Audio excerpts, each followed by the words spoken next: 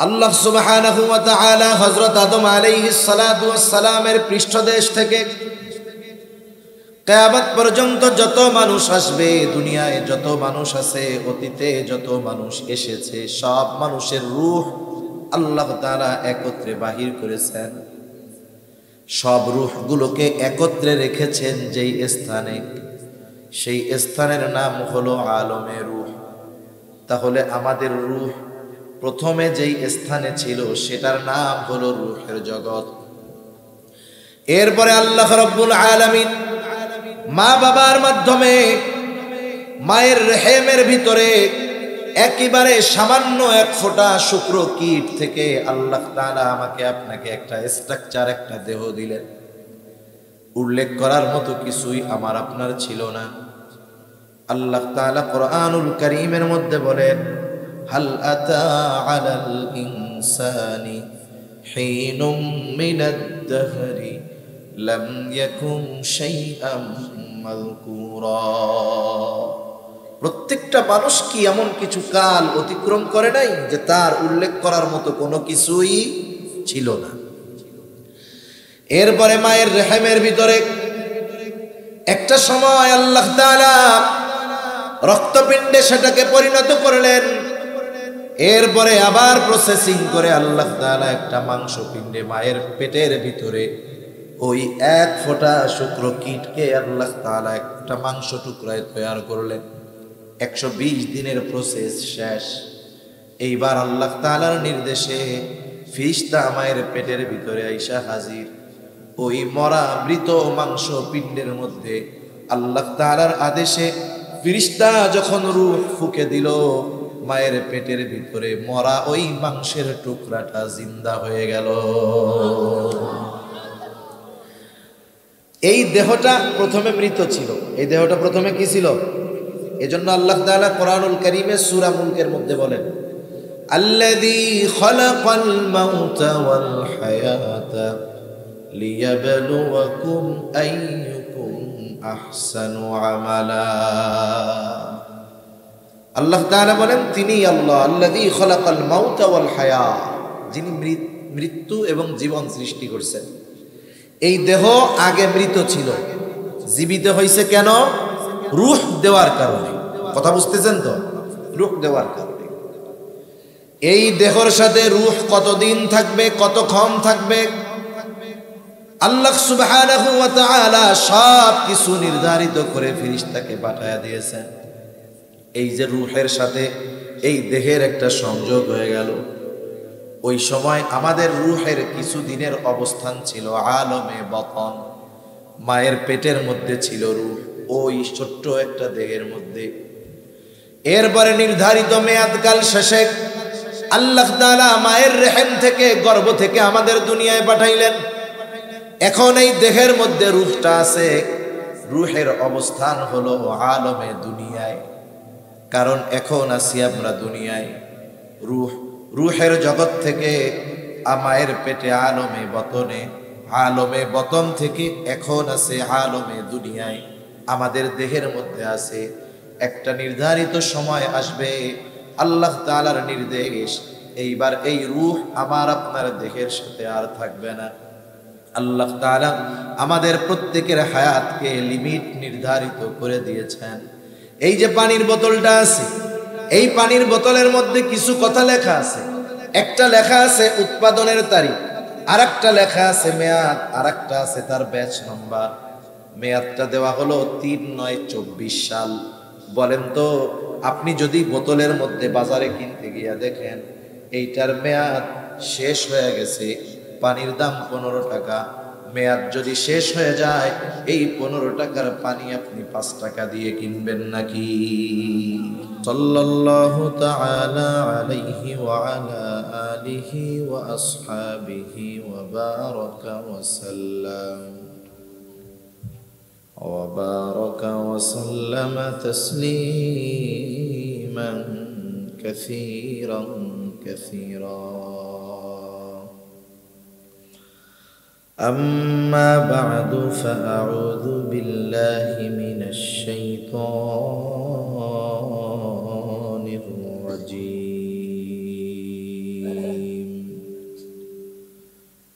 بسم الله الرحمن الرحيم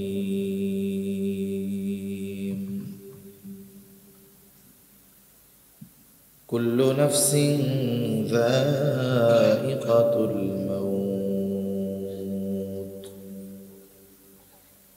وإنما توفون أجوركم يوم القيامة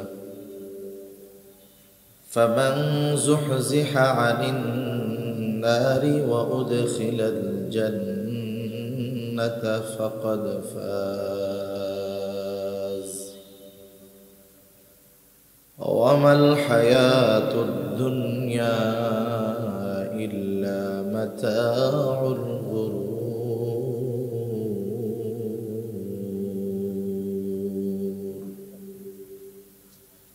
وقال تعالى ونضع الموازين القسط ليوم القيامة فلا تظلم نفس شيئا وإن كان مثقال حبة من خردل أتينا بها كفى بنا حاسبين صدق الله العلي العظيم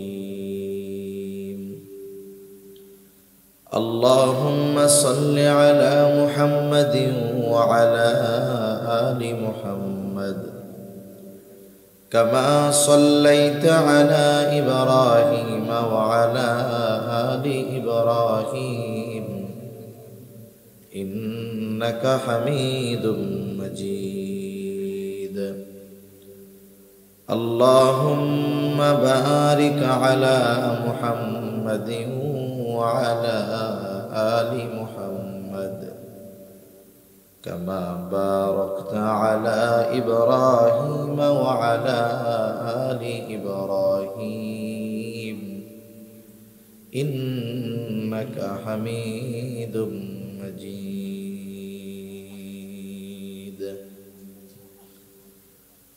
محمد يا कर कुफर को मिटाया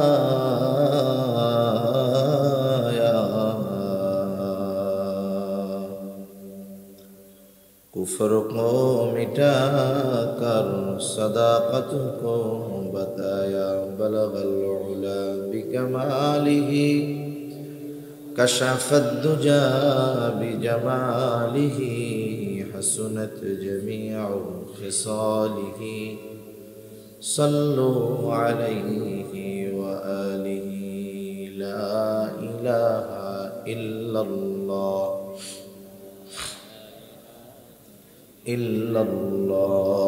ला इलाहा इल्लल्लाह ला इलाहा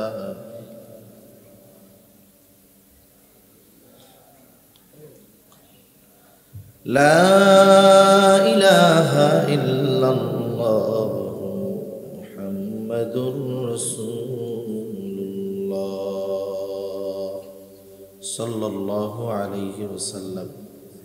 আলহামদুলিল্লাহ ঐতিহ্যবাহী মৌলভীবাজার জেলার অন্তর্গত বড়লেখা থানাধীন বড়লেখা পুরান বাজার আল ইজতিহাদ পরিষদ মাহদিকুনা এর উদ্যোগে আয়োজিত বার্ষিক তাফসিরুল কোরআন মাহফিলের সম্মানিত শ্রদ্ধেয় সভাপতি, আমন্ত্রিত উলামায়ে কেরাম, সামনে উপস্থিত মুরব্বিয়ানে কেরাম, সমবয়সী যুবক বন্ধু, স্নেহের ছোট ভাই এবং পর্দার অন্তরালে অবস্থানরত সম্মানিতা শ্রদ্ধা মা ও বোন, দয়াময় আল্লাহ রব্বুল আলামিনের দরবারে অগণিত শুকর যে মহান মালিক আমাদের হায়াতে বরকত দিয়ে সুস্থ রেখে তার মহান হুকুম এশার নামাজের পরে হাদিসের ভাষায় জান্নাতের বাগানে আসার বসার কিছু দিনই কথা বলবার এবং শ্রবণ করবার সুযোগ যে মহান মালিক আমাদের দান করেছেন, সে মহান মানিবকে খুশি করার জন্য মোহাব্বতের সাথে জবান খুলে অন্তর থেকে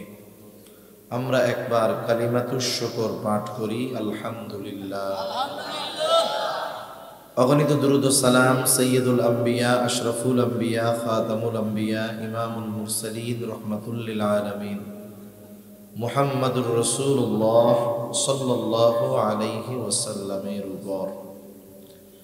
সম্মানিত উপস্থিতি, এ দুনিয়াতে এক সময় আমরা কেউ ছিলাম না, আবার একটা সময় আসবে যে এ দুনিয়াতে আমরা কেউ থাকব না। এখন এই মুহূর্তে যারা দুনিয়াতে আছে, মোটামুটি একথা বলা যায় 100 বছর পরে আমাদের কেউই আর এ দুনিয়াতে থাকবে না। আমাদের দেহের সাথে রূহের একটা সংযোগ আছে, এটা যখন বিচ্ছিন্ন হবে এই দেহটার কোনো দাম নাই, কোনো মূল্য নাই। মানুষের আসল হলো রূহ। রূহ যদি না থাকে এ বডির কোনো দাম আছে? রূহ হলো অবিনশ্বর, চিরন্তন। রূহ কখনো আর ধ্বংস হবে না, কিন্তু বডি ধ্বংস হবে। এখন রূহ কেন ধ্বংস হবে না? কারণ রূহ কি জিনিস, রূহ দেখতে কেমন, ধরতে কেমন, আসলে এই বিষয়ের পরিপক্ক জ্ঞান আল্লাহ তাআলা দুনিয়ার কাউকেই দেন নাই। যখন রাসূলুল্লাহ সাল্লাল্লাহু আলাইহি ওয়াসাল্লাম কাফেরদের মাঝে দ্বীনের দাওয়াত দেওয়া শুরু করছেন, নিজের রিসালাতের কথা, নবুয়তির কথা কাফেরদের মধ্যে জানাইছেন। কুরাইশরা ছিল ইসমাইল আলাইহিস সালামের বংশধর। ইব্রাহিম আলাইহিস সালামের বড় ছেলে ইসমাইল আলাইহিস সালামের বংশধর। কুরাইশদের মধ্যে তথা ইসমাইল আলাইহিস সালামের বংশে মুহাম্মাদুর রাসূলুল্লাহ সাল্লাল্লাহু আলাইহি ওয়াসাল্লামের আগে আর কোনো নবী আসে নাই। কিন্তু ইব্রাহিম আলাইহিস সালামের আরেক সন্তান ইসহাক আলাইহিস সালাম, তার সন্তান ইয়াকুব আলাইহিস সালাম, ওনার আরেক নাম হলো ইসরাইল। এই ইয়াকুব আলাইহিস সালামের বংশধর, ওনার পর থেকে নিয়ে ঈসা আলাইহিস সালাম পর্যন্ত ধারাবাহিকতার ক্রমান্বয়ে নবী আসছে। তাহলে বনি ইসরাইলদের মধ্যে অবস্থা এমন হয়েছে, নবীজি সাল্লাল্লাহু আলাইহি ওয়াসাল্লাম বলেন, বনি ইসরাইল কখনো নবী শূন্য হয় নাই। একজন নবী মারা গেছে তো আল্লাহ তাআলা আর একজনকে নবুয়াত দিয়ে তার শূন্য স্থান পূরণ করে দিয়েছেন।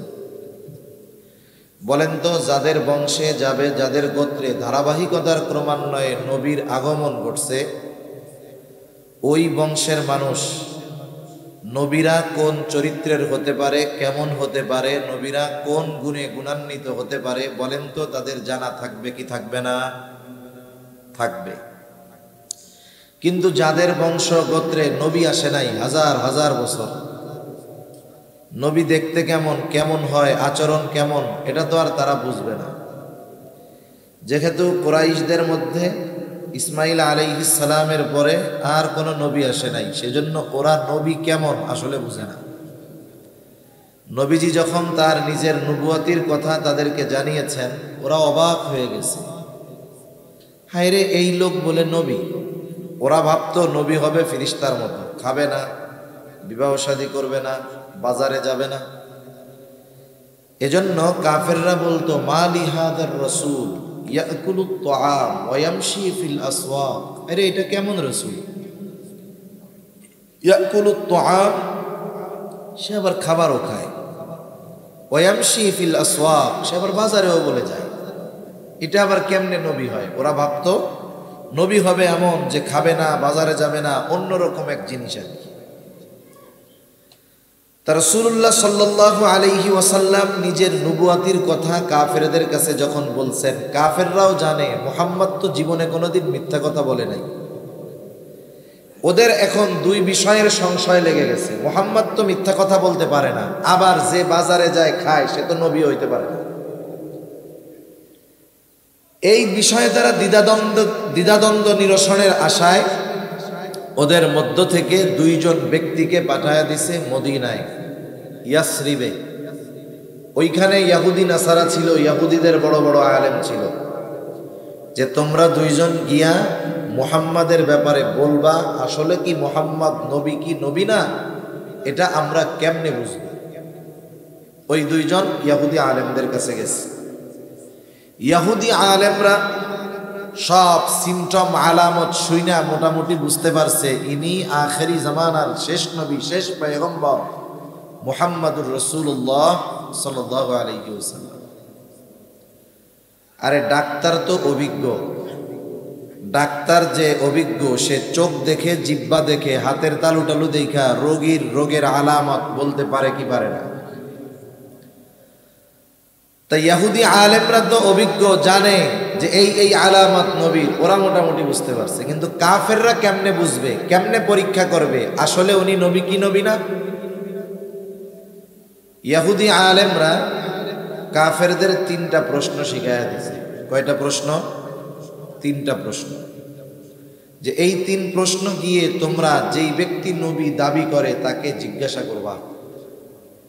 এই 3 প্রশ্ন হলো এমন প্রশ্ন, এই 3 প্রশ্নের জবাব কোনো নবী ছাড়া কেউ দিতে পারবে না। 3 প্রশ্ন নিয়ে তারা হাজির। একটা হলো আসহাবে কাহাফের ব্যাপারে, আরেকটা হলো যুলকারনাইনের ব্যাপারে, আরেকটা হলো রূহ কি জিনিস। 3 প্রশ্নের জবাব দিয়ে লম্বা আলোচনা করার মতো সময়ও নাই, ইচ্ছাও নাই। মূলত আমি আমার বিষয়টাকে একেবারে অল্প কথায় আপনাদের বোঝানোর জন্য ভূমিকা না মূল কথার মধ্যেই কিছু কথা বলতেছি, যাতে শেষ বিষয়টা আমাদের বুঝতে সুবিধা হয় যে আসলে আমাদের অবস্থা কি হবে বা কি আছে। তা ওই 3 প্রশ্ন নিয়ে কাফেররা আসছে নবীজির কাছে। আসার পরে জিজ্ঞাসা করছে। প্রতিনিয়ত জিবরাইল আলাইহিস সালাতু ওয়াস সালাম ওহী নিয়ে তো আসেই। নবীজি নিজেও তো এই প্রশ্নের জবাব জানেন না। নবীজিকে এই প্রশ্নের জবাব জানাবেন আল্লাহ জিবরাইল আলাইহিস সালামের মাধ্যমে। এই বিষয়টাকে সামনে রেখে তিনি বললেন যে ঠিক আছে, আগামীকাল তোমাদের 3 প্রশ্নের জবাব দিয়ে দিব। বিষয়ের বাইরেও কিছু প্রাসঙ্গিক কথাবার্তা আছে, এগুলো বলার দরকার হয়, তাই বলতেছি। নবীজি বলছেন আগামীকাল তোমাদের এই প্রশ্নের জবাব আমি জানায় দিব। নবী চিন্তা করছেন জিবরাইল আলাইহিস সালাম আসলেই তো জবাব জানা যাবে, কিন্তু উনি ইনশাআল্লাহ বলেন নাই। আগামীকাল হয়ে গেল, ওহী আসে না, নবীজি জবাবও দিতে পারেন না। এই তো কাফেররা শুরু করছে মজা, দেখো ইনি নাকি নবী, আজকে জানানোর কথা, জানাইতে পারবো না। এভাবে একদিন করে 15 দিন ওহী আসা বন্ধ। এই 15টা দিন নবীজির কত টেনশনে গেছে আর কাফেররা কি পরিমাণ আনন্দিত হয়েছে। 15 দিন পর এই প্রশ্নগুলোর জবাব নিয়ে জিবরাইল আলাইহিস সালাম হাজির হয়ে গেলেন। সাথে সাথে আমাদের জন্য, উম্মতদের জন্য এক শিক্ষা আল্লাহ তাআলা দিয়ে দিলেন। যখন আমরা ভবিষ্যতের জন্য কিছু করার ইচ্ছা পোষণ করব, ওয়ালা তাকুলান্না লিশাইইন ইন্নী ফাইলুন যালিকা গাদা ইল্লা আইয়াশা আল্লাহ, এমনটা কখনোই বলবো না এটা আগামীকাল করব, বরং কি বলবো ইনশাআল্লাহ আগামীকাল করব, ইনশাআল্লাহ এটা বলবো। ভবিষ্যতের যে কোনো বিষয়ের ক্ষেত্রে আমরা বলবো ইনশাআল্লাহ খাবো, ইনশাআল্লাহ যাবো, ইনশাআল্লাহ করব। এই ধরনের কিছু পরিভাষা আছে, যেই পরিভাষাগুলো মুসলমানদের সচরাচর ব্যবহার করার দরকার, ঠিক কিনা বলো? যেমন ফোন ধরার ক্ষেত্রে হ্যালো বলার আগে সালাম দেওয়ার দরকার, সালাম বিনিময় হওয়ার দরকার। আলহামদুলিল্লাহ, সুবহানাল্লাহ, ইন্না লিল্লাহ, এই শব্দগুলো, বাক্যগুলো মুসলমানদের ভাষায় ভাষায়, শব্দে শব্দে, পদে পদে থাকার দরকার। সরি না বইলা আফওয়ান বলার অভ্যাস করার দরকার, থ্যাংক ইউ না বইলা জাযাকাল্লাহ বলার অভ্যাস করার দরকার। তা রাসূল আকরাম সাল্লাল্লাহু আলাইহি ওয়াসাল্লামকে আল্লাহ তাআলা শিক্ষা দেওয়া মানে, বলা মানে গোটা উম্মত কিয়ামত পর্যন্ত সবার জন্য মূলত শিক্ষা। অনেক সময় পরিবারের বড়জনকে শাসন করার দ্বারা ছোটদেরকেও রেড সিগন্যাল দেওয়া হয়, বলা হয় একজন রে, কিন্তু উদ্দেশ্য থাকে সবাই। তা 3 প্রশ্নের জবাব আল্লাহ তাআলা দিয়ে দিলেন। এর মধ্যে 3 প্রশ্নের মধ্যে অন্যতম প্রশ্ন হলো ওয়ায়াসআলুনাকা আনির রূহ, তারা আপনাকে জিজ্ঞাসা করে, আপনার কাছে জানতে চায় রূহ কি জিনিস, রূহ কি? আল্লাহ তাআলা বলেন কুলির রূহু মিন আমরি রাব্বি ওয়া মা উতীতুম মিনাল ইলমি ইল্লা কলিলা। আল্লাহ রাব্বুল আলামিন বলেন, তারা আপনাকে জিজ্ঞাসা করে, আপনার কাছে জানতে চায় রূহ কি জিনিস। আপনি বলেন কুলির রূহু মিন আমরি রাব্বি, রূহ হলো আমার রবের আদেশ, আমার রবের নির্দেশ। সাথে সাথে আল্লাহ তাআলা এটাও জানায় দিল, পয়গম্বর এই রূহ কি জিনিস এটা আপনার রবের আদেশ, এটা নিয়ে চিন্তা গবেষণা করার মতো জ্ঞান আমি আল্লাহ মানুষকে দেই নাই। এই জন্যই আল্লাহ তাআলা এরপর সাথে সাথেই বলেন ওয়া মা উতীতুম মিনাল ইলমি ইল্লা কলিলা। আল্লাহ তাআলা বলেন, তোমাদেরকে অতি সামান্য জ্ঞান দেওয়া হয়েছে। আমাদেরকে আল্লাহ কি জ্ঞান দিয়েছেন বলেন? অতি সামান্য, অতি সামান্য জ্ঞান। কত সামান্য! আসলে কথা একটা আসলে এর পাশে আর একটা চলে আসে। একবার চিন্তা করি যে বাদ দিয়া দেই, আর একবার চিন্তা করি বলারও দরকার আছে যে আমাদের জ্ঞানের পরিধি কত বড় একটু জানি। সূরাতুল কাহাফের মধ্যে মূসা আলাইহিস সালাম আর খিজির আলাইহিস সালামের একটা সফরের ঘটনা আছে, শিক্ষা সফর। আপনাদের এলাকা থেকে ছাত্ররা, বিভিন্ন যুবকেরা মাঝে মধ্যে শিক্ষা সফরে যায় নাকি? এই সব হলো কুশিক্ষার সফর। কিসের সফর বলে?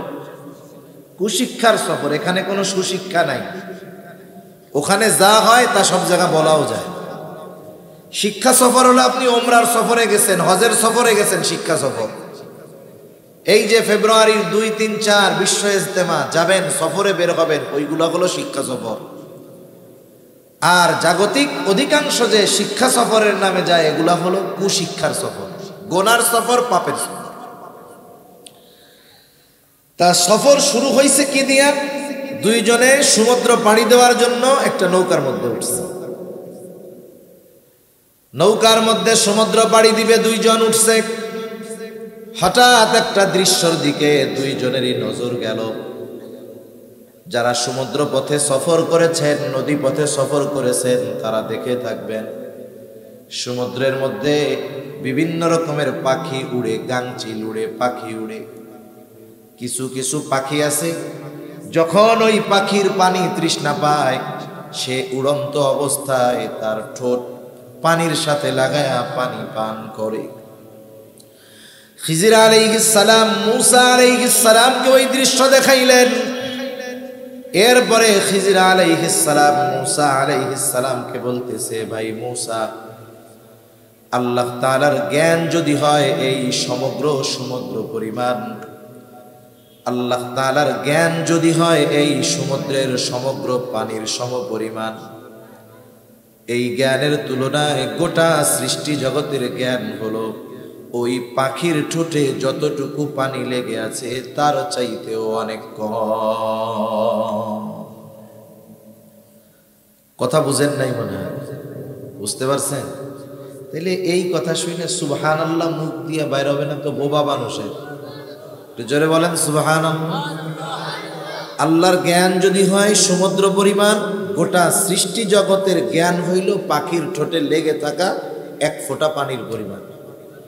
এই জ্ঞান গোটা সৃষ্টি জগতের মধ্যে আল্লাহ বন্টন করে দিছে, তাই দুনিয়ার মানুষের ঠেলায় অস্থির। তাহলে আল্লাহ তাআলা বললেন, রূহ হলো আপনার রবের আদেশ, প্রত্যাদেশ। আমার রব যেমন চিরন্তন, রবের আদেশ নিষেধ আদেশ এগুলাও চিরন্তন, রবের কথাও চিরন্তন, কালামও চিরন্তন। এই যে কোরআনুল কারীম, এটা নশ্বর নাকি অবিনশ্বর, এই বিষয় নিয়ে ইমাম আহমদ ইবনে হাম্বলের উপরে কত জুলুম অত্যাচার। তিনি বলেছেন আমার রব যেমন চিরন্তন, রবের আদেশ রবের কথা এই কোরআনও তেমন চিরন্তন। যেহেতু আমার রব চিরন্তন, রূহ হইল আমার রবের আদেশ, এই রূহটাও আল্লাহ তাআলা করেছেন চিরন্তন। রূহের কোনো ধ্বংস হবে না, শুধু রূহ স্থান পরিবর্তন করে। আল্লাহ সুবহানাহু ওয়া তাআলা হযরত আদম আলাইহিস সালাতু ওয়াস সালামের পৃষ্ঠদেশ থেকে কিয়ামত পর্যন্ত যত মানুষ আসবে, দুনিয়ায় যত মানুষ আছে, অতীতে যত মানুষ এসেছে, সব মানুষের রূহ আল্লাহ তাআলা একত্রে বাহির করেছেন। সব রূহগুলোকে একত্রে রেখেছেন যেই স্থানে, সেই স্থানের নাম হলো আলমে রূহ। তাহলে আমাদের রূহ প্রথমে যেই স্থানে ছিল সেটার নাম হলো রূহের জগৎ। এরপরে আল্লাহ রাব্বুল আলামিন মা বাবার মাধ্যমে মায়ের রেহেমের ভিতরে একেবারে সামান্য এক ফোঁটা শুক্র কীট থেকে আল্লাহ তাআলা আমাকে আপনাকে একটা স্ট্রাকচার, একটা দেহ দিলেন। উল্লেখ করার মতো কিছুই আমার আপনার ছিল না। আল্লাহ তাআলা কোরআনুল কারীমের মধ্যে বলেন, হাল আতা আলাল ইনসানি হিনুম মিনাদ দাহরি লাম ইয়াকুন শাইআম মাযকুরা। প্রত্যেকটা মানুষ কি এমন কিছু কাল অতিক্রম করে নাই যে তার উল্লেখ করার মতো কোনো কিছুই ছিল না। এরপরে মায়ের রেহেমের ভিতরে একটা সময় আল্লাহ তাআলা রক্তপিণ্ডে সেটাকে পরিণত করলেন। এরপরে আবার প্রসেসিং করে আল্লাহ তাআলা একটা মাংসপিণ্ডে মায়ের পেটের ভিতরে ওই এক ফোঁটা শুক্র কীটকে আল্লাহ তাআলা একটা মাংস টুকরায় তৈরি করলেন। 120 দিনের প্রসেস শেষ। এইবার আল্লাহ তাআলার নির্দেশে ফিরিস্তা মায়ের পেটের ভিতরে আইসা হাজির। ওই মরা মৃত মাংস পিণ্ডের মধ্যে আল্লাহ তাআলার আদেশে ফিরিস্তা যখন রূহ ফুঁকে দিল, মায়ের পেটের ভিতরে মরা ওই মাংসের টুকরাটা জিন্দা হয়ে গেল। এই দেহটা প্রথমে মৃত ছিল, এই দেহটা প্রথমে কি ছিল? এজন্য আল্লাহ তাআলা কোরআনুল কারীমে সূরা মুলকের মধ্যে বলেন, আল্লাযী খালাকাল মাউতা ওয়াল হায়াতা লিয়াবলুয়াকুম আইয়ুকুম আহসানু আমালা। আল্লাহ তাআলা বলেন তিনি আল্লাহ, আল্লাযী খালাকাল মাউতা ওয়াল হায়া, যিনি মৃত্যু এবং জীবন সৃষ্টি করেছেন। এই দেহ আগে মৃত ছিল, জীবিত হয়েছে কেন? রূহ দেওয়ার কারণে। কথা বুঝতেছেন তো? রূহ দেওয়ার কারণে। এই দেহর সাথে রূহ কতদিন থাকবে, কতক্ষণ থাকবে, আল্লাহ সুবহানাহু ওয়া তাআলা সব কিছু নির্ধারিত করে ফেরেশতাকে পাঠায়া দিয়েছেন। এই যে রূহের সাথে এই দেহের একটা সংযোগ হয়ে গেল, ওই সময় আমাদের রূহের কিছু দিনের অবস্থান ছিল আলমে বাতন। মায়ের পেটের মধ্যে ছিল রূহ, ওই ছোট্ট একটা দেহের মধ্যে। এরপরে নির্ধারিত মেয়াদকাল শেষে আল্লাহ তাআলা মায়ের রেহেম থেকে, গর্ভ থেকে আমাদের দুনিয়ায় পাঠাইলেন। এখন এই দেহের মধ্যে রূহটা আছে, রূহের অবস্থান হলো আলমে দুনিয়ায়। কারণ এখন আছি আমরা দুনিয়ায়, রূহের জগৎ থেকে মায়ের পেটে আলমে বতনে, আলমে বতন থেকে এখন আছে আলমে দুনিয়ায়। আমাদের দেহের মধ্যে আছে, একটা নির্ধারিত সময় আসবে, আল্লাহ তাআলার নির্দেশ, এইবার এই রূহ আমার আপনার দেহের সাথে আর থাকবে না। আল্লাহ তাআলা আমাদের প্রত্যেকের হায়াতকে লিমিট নির্ধারিত করে দিয়েছেন। এই যে পানির বোতলটা আছে, এই পানির বোতলের মধ্যে কিছু কথা লেখা আছে। একটা লেখা আছে উৎপাদনের তারিখ, আর একটা লেখা আছে মেয়াদ, আর একটা আছে তার ব্যাচ নম্বর। মেয়াদটা দেওয়া হলো 3/9/24 সাল। বলেন তো আপনি যদি বোতলের মধ্যে বাজারে কিনতে গিয়া দেখেন এইটার মেয়াদ শেষ হয়ে গেছে, পানির দাম 15 টাকা, মেয়াদ যদি শেষ হয়ে যায় এই 15 টাকার পানি আপনি 5 টাকা দিয়ে কিনবেন নাকি? আপনি বুঝতে পারতেছেন, দেখতে পারতেছেন মেয়াদ শেষ, এই জন্য এটার কোনো দাম। আমার আপনারও একটা নির্দিষ্ট মেয়াদ আছে, কিন্তু দেখা যায় না। মেয়াদ ফুরায় গেলে এই পানির বোতলের যেমন কোনো দাম নাই, মেয়াদের ফুরায় যাবে আমার আপনারও দাম নাই। এই এত সুন্দর দেহ, এটা কোনো কাজে লাগবে না, কেউ মূল্যায়ন করবে না। যখন রূহটা দেহ থেকে বিচ্ছিন্ন হয়ে যাবে, মালাকুল মাউত যথাসময়ে হাজির হয়ে যাবে, এক মুহূর্ত আগেও আসবে না, এক মুহূর্ত বিলম্বও করবে না। আল্লাহ তাআলা বলেন, ফাইযা জাআ আজালুহুম লা ইস্তাখিরুনা সাআতাও ওয়া লা ইস্তাকদিমুন। এক মুহূর্ত আগেও আমি আপনি মরব না, এক মুহূর্ত বিলম্বও হবে না, একেবারে যথাসময় হায়াতটা যতটুকু সময়ের ততটুকু সময় আমি আপনি দুনিয়ায় থাকব। এই রূহটা মালাকুল মাউত এসে বের করে নিয়ে যাবে আমার আপনার মধ্য থেকে। একটু চিন্তা করেন, কারণ মৃত্যুর মাধ্যমেই কিয়ামতের শুরু হয়ে যায়। মৃত্যু থেকে নিয়ে আলমে বরজখের সময়কালটাকে বলা হয় ছোট কিয়ামত, এরপর থেকে নিয়ে শুরু হয় বড় কিয়ামত। ছোট কিয়ামতটা যে ট্যাকেল দেওয়ার যোগ্যতা অর্জন করে, বড় কিয়ামত আল্লাহ তাকে পার করায় দেওয়ার ব্যবস্থা করে। একটু চিন্তা করেন, আপনি ওয়াজ শুনতে আসছেন, হয়তো বাড়িতে আপনার স্ত্রী, আপনার বোন, আপনার কন্যা আছে, চিন্তা করতেছে আব্বা ওয়াজ শুনতে গেছে, ভাইয়া ওয়াজ শুনতে গেছে, স্ত্রী চিন্তা করতেছে স্বামী ওয়াজ শুনতে গেছে, ওয়াজ শুনে আইসা জানি দেরি না হয়, এই জন্য আগের থেকে সুন্দর মতো তার বিছানাটা পরিপাটি পরিষ্কার করে গুছায়া রেডি করে রেখে দিয়েছে, কম্বল টম্বল সব দিয়া। আল্লাহ না করুন কেউ যদি এখন এখানে ইন্তেকাল করে, দেহ থেকে রূহটা বের হয়ে যায়, বলেন তো ওই মা, ওই বোন, ওই স্ত্রী এই কথা বলবে নাকি? বেচারা ওয়াজ শুনতে গেছিল কিন্তু মারা গেল, যেহেতু বিছানাটা তার জন্য প্রস্তুত করেছিলাম, আজ রাতটা এই কম্বলের তলে বিছানার নিচে তার দেহটা থাক, বলেন তো রাখবে নাকি? ঘরের মধ্যে লাশটা উঠাবে না। অথচ দেখেন এই অঙ্গ প্রত্যঙ্গের প্রতি কত মায়া। এই চেহারা না দেখলে যেই মায়ের অন্তরের মধ্যে শান্তি লাগতো না, যেই চেহারা না দেখলে স্ত্রীর অন্তরে শান্তি আসতো না, যেই চেহারা না দেখলে ভাইয়ের চেহারা না দেখলে বোনের ভালো লাগতো না, যখন রূহটা বের হয়ে যাবে এই দেহটাকে তারা নিজেই ঘরে তুলতে দিবে না। এটাই দুনিয়া, এটাই শেষ, তো কিয়ামত শুরু।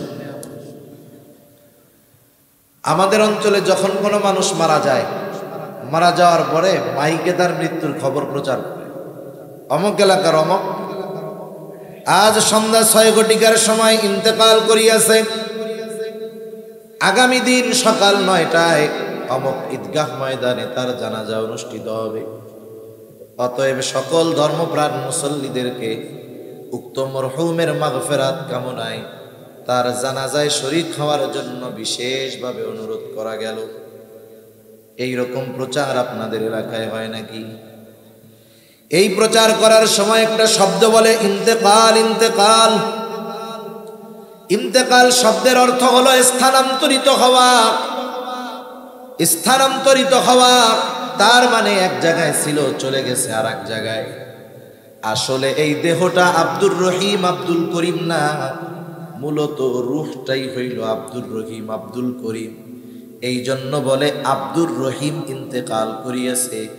এই দেহর থেকে যখন আব্দুর রহিমের রূহটা বের হয়ে যায়, তখন এই দেহটার নাম হয়ে যায় লাশ। লাশাইউন, যার মধ্যে কিছুই নাই। এইবার এই রূহ আর এক জগতে পদার্পণ করে, যেটাকে হাদিসের ভাষায় বলা হয় আলমে বরজাখ।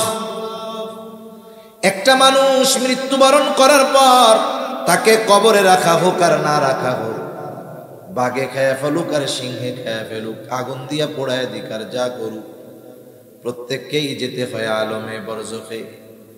আলমে বরজখে আমাদের সকলকেই অবস্থান করতে হবে, অনন্তকাল নয় তবে দীর্ঘকাল। দীর্ঘকাল আমাকে আপনাকে আলমে বরজখে থাকতে হবে। আর ওই কবর জগৎ আলমে বরজখ, এটা হলো পরকালের প্রথম ঘাঁটি। আর এটাকেই মুহাদ্দিসিনে কেরাম বলেন ছোট কিয়ামত শুরু, মৃত্যুর মাধ্যমে। এইবার কারো মৃত্যু যদি সুন্দর হয় তাহলে আলমে বরজখে তার সুন্দর। দুনিয়ার জগতে নেক আমল করছে, ভালো কাজ করছে, আলমে বরজখ সুন্দর। দুনিয়ার জগতে পাপাচারের মধ্যে লিপ্ত থাকছে, তার আলমে বরজখ তার জন্য কঠিন হয়ে যায়। আলমে বরজখের দুই অবস্থা। দুনিয়ায় যারা নেককার ইমানদার তাদের কবর হবে জান্নাতের বাগান, রাউদাতুম মিন রিয়াদিল জান্নাহ। আর যারা দুনিয়ায় নেক আমল করে নাই, পাপের মধ্যে লিপ্ত ছিল, তাদের কবর হবে জাহান্নামের গর্ত। এই শাস্তিটার মাত্রা কতটুকু বা ওই শান্তির মাত্রাটা কতটুকু? যার কবরটা জান্নাতের বাগান হবে সে মনে করবে এটাই মনে হয় জান্নাত। ফেরেশতারা তাকে জানাবে না না, এটা জান্নাত নয়, বরং জান্নাতের নেয়ামতের তুলনায় এটা কোনো কিছুই না, বরং তোমার জন্য এর চাইতে কল্পনাতীত নেয়ামত আল্লাহ তাআলা তৈরি করে রাখছে, যেটা কিয়ামতের পরে তোমাকে দেওয়া হবে, পুনরুত্থানের পরে তোমাকে দেওয়া হবে। বলেন তো, আপনার কাছে একটা আছে ভালো জিনিস, আপনি যদি তার চাইতে অগণিত গুণ বেশি ভালো জিনিসের খবর পান, তাইলে এই ছোট ভালো জিনিস চাইবেন নাকি বড়টা চাইবেন? এইবার ওই কবরের বাসিন্দা বলবে, আল্লাহ যথা দ্রুত সম্ভব আপনি কিয়ামত কায়েম করেন, আমি আমার আসল ঠিকানায় যাইতে চাই। আর যার কবরটা জাহান্নামের বাগান হয়ে যাবে, ও মনে করবে এটাই মনে হয় জাহান্নাম, কারণ এর চাইতে যন্ত্রণাদায়ক শাস্তি, কষ্টকর আর কোনো কিছুই হতে পারে না। এইবার ফেরেশতারা তাকে জানাবে না না, এটা জাহান্নাম নয়, বরং জাহান্নামের শাস্তি এর চাইতে কল্পনাতীত কঠোর এবং কঠিন এবং কষ্টের। এই কথা শুনে ওই কবর যার জাহান্নামের গর্ত, সে এতটা ভীত সন্ত্রস্ত হয়ে যাবে, সে আল্লাহর কাছে বলতে থাকবে, আল্লাহ কিয়ামত যেন কখনোই কায়েম না হয়। একটা বিপদে আমি আপনি আছি, বিপদটা এমনি কষ্টের, কিন্তু সামনে যায় মনে করতেছি এই বিপদ আর থাকবে না। কিন্তু বিশ্বস্ত একজন আমারে বলল, ভাই আপনি যেই বিপদে আছেন সামনের বিপদের তুলনায় আপনি জান্নাতে আছেন। তখন বলেন তো, আমি কি ওই সামনের বিপদ কামনা করব নাকি ছোট বিপদ নিয়েই কমু, যাক এটাই থাক। শাস্তির তীব্রতা এত মনে করবে জাহান্নাম, কিন্তু জাহান্নামের শাস্তির কথা শুনে মনে করবে হায় রে এটাই ভালো। এভাবে চলতে থাকবে দীর্ঘকাল। এক সময় সিংগায় ফুৎকারের মাধ্যমে মানুষের আলমে বরজখে অবস্থানের মেয়াদকাল শেষ হবে। আল্লাহ তাআলা কোরআনুল কারীমের মধ্যে বলেন, ওয়ানুফিখা ফিস-সূরি ফাসাইকা মান ফিস-সামাওয়াতি ওয়া মান ফিল আরদ ইল্লা মান শাআল্লাহ সুম্মা নুফিখা ফীহি উখরা ফাইযা হুম কিয়ামুন ইয়ানজুরুন। আল্লাহ রাব্বুল আলামিন বলেন, প্রথমবার যখন সিংগায় ফুৎকার দেওয়া হবে, ফাসাইকা মান ফিস সামাওয়াতি ওয়া মান ফিল আরদ, আসমান এবং জমিনের মাঝে যত প্রাণী আছে, যত প্রাণ আছে, সব ওই আওয়াজের তীব্রতায় অজ্ঞান হয়ে যাবে। ইল্লা মান শাআল্লাহ, তবে আল্লাহ তাআলা যা চান, যেগুলো চান সেগুলো ছাড়া।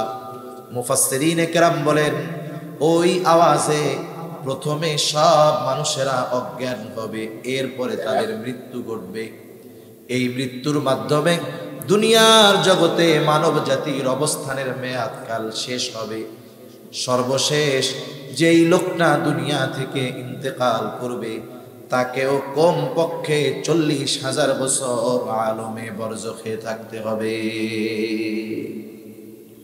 প্রথম সিংগায় ফুৎকারের মাধ্যমে মানব জাতির এই দুনিয়ার অবস্থানের মেয়াদকাল শেষ। আল্লাহ তাআলা বলেন, সুম্মা নুফিখা ফীহি উখরা ফাইদা হুম কিয়ামুন ইয়ানজুরুন। অতঃপর পুনরায় আবার সিংগায় ফুৎকার দেওয়া হবে। এই সুম্মা অতঃপরের মধ্যে পার হবে কমপক্ষে 40,000 বছর। কত বছর জোরে বলেন? 40,000 বছর পার হয়ে যাবে। আল্লাহ তাআলা বলেন, সুম্মা নুফিখা ফীহি উখরা ফাইদা হুম কিয়ামুন ইয়ানজুরুন। অতঃপর যখন সিংগায় ফুৎকার দেওয়া হবে, প্রত্যেকের অবস্থান স্থল থেকে উঠে দাঁড়ায়া যাবে। ফাইদা হুম কিয়ামুন ইয়ানজুরুন। শুধু দাঁড়াবে তা নয়, ডানে বামে শুধু তাকায়া দেখতে থাকবে, কি হচ্ছে এইগুলো, কি হচ্ছে এগুলো। ওইটা কি বলবে? আল্লাহ তাআলা সূরা জিলজালের মধ্যে বলেন, ইযা জুলজিলাতিল আরদু জিলজালাহা ওয়া আখরাজাতিল আরদু আথকালাহা ওয়া ক্বালাল ইনসানু মা লাহা। যখন পৃথিবী প্রচন্ড রূপে কম্পন হবে, জমিন তার মধ্যে থাকা ভারী বস্তুগুলো উদ্গীরণ করে দেবে। মুফাসসিরিনে কেরাম বলেন, এর দ্বারা মানুষের দেহ, লাশ, অথবা এমনটা হতে পারে যে মাটির তলে যত খনিজ পদার্থ আছে, স্বর্ণের খনি, হীরার খনি, সব উদ্গীরণ করে দেবে। মানুষেরা যখন তাকায় দেখবে, কি বলবে? ওয়াকালাল ইনসানু মা লাহা। মানুষ বলবে, আরে এগুলো কি হইতেছে? চিন্তা করবে, দুনিয়ায় এই সম্পদের জন্যই তো দিন ছাড়ছিলাম, সম্পদের জন্যই কাড়াকাড়ি মারামারি করছিলাম, হায় রে এগুলো কি হচ্ছে? অবস্থা কি হবে মানুষের? রাসূলুল্লাহ সাল্লাল্লাহু আলাইহি ওয়াসাল্লাম জানায় দেন, অবস্থা বড় করুন। আল্লাহর নবী বলেন, কিয়ামতের দিন মানুষকে যখন পুনরুত্থিত করা হবে, সকলে বস্ত্রহীন বিবস্ত্র অবস্থায় উঠবে। আয়েশা সিদ্দিকা রাদিয়াল্লাহু তাআলা আনহা বলেন, ইয়া রাসূলুল্লাহ, মানুষেরা যে বিবস্ত্র অবস্থায় উঠবে, একজন কি আরেকজনের দিকে তাকাবে না? মানুষেরা কি লজ্জা পাবে না? একজন আরেকজনের দিকে তাকাবে না? একটু চিন্তা করেন, কিয়ামতের বিভীষিকা, কিয়ামত কত ভয়ানক একটা সময়, কিছুই শুরু হয় নাই। অনেক সময় দেখবেন বৈশাখ মাস যখন হয়, মাঝে মধ্যে কাল বৈশাখী ঝড় হয়, হয় না? আকাশ পরিষ্কার, কোনো মেঘ নাই, হঠাৎ করে 10 মিনিটের ভিতরে গোটা আকাশ কালো মেঘে মেঘাচ্ছন্ন হয়ে যায়। ভর দুপুরে এতটা মেঘ, এতটা অন্ধকার, কেমন যেন আমাবস্যার ঘুটঘুটে কালো অন্ধকার। ঝড়ও হইতেছে না, বৃষ্টিও হইতেছে না, শুধু আবহাওয়ার এতটুকু পরিবর্তন। বলেন তো, এই পরিবর্তনটা যখন আমাদের পরিলক্ষিত হয়, অন্তরের মধ্যে ভীতি সঞ্চার হয় কি হয় না? আবহাওয়ার পরিবর্তনে অন্তরের মধ্যে ভয়ের সৃষ্টি হয়। কিয়ামতের দিন এমন এক থমথমে ভাব বিরাজ করবে যে মানুষেরা উঠেই আতঙ্কগ্রস্ত, ভীত সন্ত্রস্ত থাকবে। এত ভীত থাকবে, বিবস্ত্র অবস্থায় উঠানো হবে, কিন্তু কেউ কারো দিকে তাকাবে না। নবীজি তাই বলেন, আয়েশা, মানুষ এতটা চিন্তিত, ভীত থাকবে যে কেউ আরেকজনের দিকে তাকানোর বিষয়টা চিন্তাও করবে না। শুধু তাই না, যার কবরে আযাব ছিল, আযাব, সে তো মনে করতেছিল জাহান্নাম। আমার সময় কম, নাইলে কবরের আযাবগুলোও কিছু শুনাইতাম যে কেমন আযাব হবে। যার কবরে আযাব ছিল, হাসরের ময়দানে কিছুই হয় নাই, শুধু উঠছে, উইঠা আবহাওয়া দেখছে, এতটা বিভীষিকাময় তার কাছে মনে হবে, সে মনে করবে কবরে আমি ঘুমাইয়াছিলাম। কবরে কেমনে ছিলাম? ঘুমাইছিলাম। আল্লাহ তাআলা সূরা ইয়াসিনের মধ্যে বলেন, অনুফিখা ফিস সূরি ফাইদা হুম মিনাল আজদাসি ইলা রাব্বিহিম ইয়ানসিলুন। এখানে দ্বিতীয়বার সিংগায় ফুৎকার উদ্দেশ্য। আল্লাহ তাআলা বলেন, অনুফিখা ফিস সূর ফাইদা হুম মিনাল আজদাসি ইলা রাব্বিহিম ইয়ানসিলুন। দ্বিতীয়বার সিংগায় ফুৎকারের পরে প্রত্যেককে তার কবর থেকে উঠায়া দেওয়া হবে, পুনরুজ্জীবিত করা হবে। ইলা রাব্বিহিম ইয়ানসিলুন, প্রত্যেকে তাদের রবের দিকে ছুটতে থাকবে। এই বিভীষিকাময় অবস্থা দেখে যাদের কবরে আযাব ছিল তারা বলবে, ক্বালু ইয়া ওয়াইলানা মান বা'আসানা মিন মারকাদিনা হাযা মা ওয়া'আদার রাহমানু ওয়া সাদাকাল মুরসালুন। আল্লাহ তাআলা জানায় দেন, ওই মানুষেরা বলবে, ইয়া ওয়াইলানা মান বা'আসানা মিন মারকাদিনা, হায় দুর্ভোগ, কে আমাদেরকে আমাদের অবস্থান স্থল থেকে জাগায়া দিল। বলেন তো, মানুষ যদি ঘুমায় তাইলে জাগানো যায়? ওরা মনে করবে আমরা ঘুমাইছিলাম, কে আমাদেরকে ঘুম থেকে জাগায়া দিল। অথচ ছিল আযাবের মধ্যে, কিন্তু কিয়ামতের অবস্থা দেখা কবরের আযাবের কথা তো ভুলবেই, মনে হবে কবরে আরামে তারা ঘুমায়াছিল। মানুষ যখন বড় বিপদে পড়ে তখন ছোট বিপদ মনে হয় আরামেই ছিল, ঠিক না? এইবার মুমিনরা অথবা ফেরেশতারা তাদের এই কথার জবাবে বলবে, হাযা মা ওয়া'আদার রহমান, এটাই হলো দয়াময় রহমানের সেই প্রতিশ্রুত দিবস, দয়াময়ের সেই প্রতিশ্রুত দিবস, যেই দিবসের সত্যায়ন রাসূলগণ করেছেন। ওয়া সাদাকাল মুরসালুন, রাসূলগণ যেই দিবসের সত্যায়ন করেছে, এই দিবসের এক নাম হলো ইয়াউমুল কিয়ামাহ, এই দিবসের এক নাম হলো ইয়াউমুল হাসর। কারণ হাসর একত্রিতকরণ দিবস, ওই দিন পৃথিবীর শুরু থেকে নিয়ে শেষ পর্যন্ত যত মানুষ এসেছে তাদের সকলকে একত্রিত করা হবে। ওই দিবসের এক নাম হলো ইয়াউমুল জাযা, প্রতিদান দিবস। কারণ মানুষের পূর্ণ প্রতিদান আল্লাহ তাআলা কিয়ামতের দিন দিবে।